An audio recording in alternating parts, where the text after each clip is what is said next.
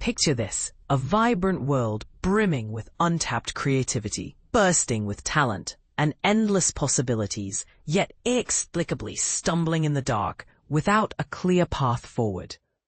That's the stark reality of Ghana's creative industry, according to industry insider Bullgod. And it's a situation that's both frustrating and full of potential. But here's where it gets controversial. Is this really just a matter of lacking sense, or could deeper systemic issues be at play? Let's dive in and unpack this eye-opening critique, exploring why such a promising sector seems stuck in neutral. Bullgod, a respected artiste manager and entertainment critic, recently voiced his deep concerns about the direction of Ghana's creative landscape. Despite an overflowing abundance of raw talent, innovative ideas, and readily available resources, the industry is plagued by a glaring absence of forward-looking vision and a cohesive plan for sustainable growth. This isn't just idle chatter. It's a call to action that resonates with anyone who's watched the sector's highs and lows. He shared these insights during a lively discussion on The Chat on Channel 1 TV, broadcast on Saturday, October 4th, 2025. The conversation centered around Sarkodie's Rapaholic Homecoming concert, a prime example of the kind of high-energy event that showcases Ghana's musical prowess. Yet, Bullgod used this as a springboard to lament the industry's persistent shortcomings. I keep saying this all the time. We have everything. We have the resources, but we don't have the sense to use them. We don't have to go elsewhere to do anything. We have everything here, he emphasized, highlighting how local assets could fuel global success without relying on external help.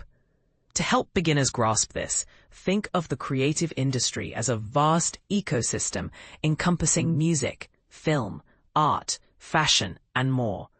Like a goldmine of cultural expression, Ghana has produced stars like Sarkodie, whose concerts draw massive crowds and inspire fans worldwide. But Bullgod points out that despite this, progress is often blocked by ineffective planning, insufficient funding, and a lack of strong backing from institutions. For instance, while artists might have the skills to create hit songs or viral content, without proper marketing strategies or government incentives, their work struggles to reach broader audiences or generate lasting economic impact. And this is the part most people miss, the need for a fundamental shift in mindset. Bullgod urges stakeholders, from government agencies providing policy support to corporate sponsors offering financial backing and industry leaders driving innovation, to embrace a more strategic and visionary approach. It's not just about throwing money at problems. It's about fostering collaboration, investing in education and training, and building networks that turn individual talents into a thriving economy. Imagine if more resources were channeled into digital platforms for global reach or mentorship programs for emerging creators.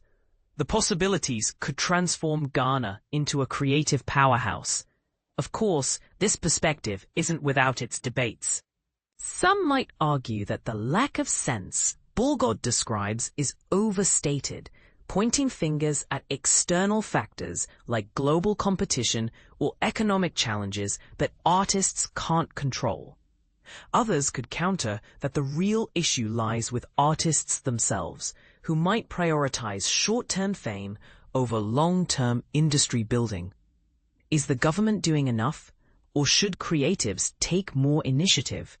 And what about the role of international influences? Are they helping or hindering local growth? These are questions worth pondering as they touch on broader themes of responsibility and innovation in any creative field. In the meantime, while we chew on these ideas, don't miss out on some light-hearted fun from the industry. Check out what a group of comedians had to say backstage at Lexi de Comic's comedy special, FBI. It's a hilarious peek into the lighter side of entertainment. What are your thoughts on Bullgod's take? Do you agree that Ghana's creative industry has all the ingredients but lacks the sense to succeed? Or do you see it differently? Is there a controversial angle here, like blaming the wrong parties, that you'd like to discuss? Share your opinions in the comments below. Let's keep the conversation going.